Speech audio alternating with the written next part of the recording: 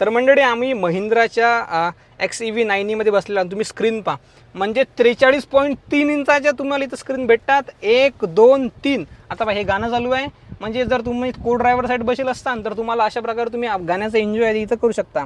आता मी जसा आवाज ओढतो, आवाज पहा तुम्ही.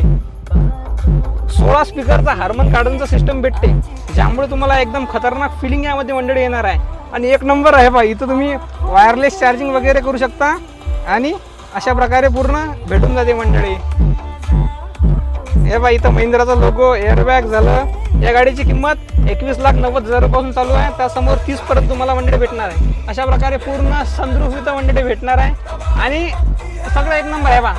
हे समोर गेला तर मागून तुमच्या साईडने ते येऊन जाते.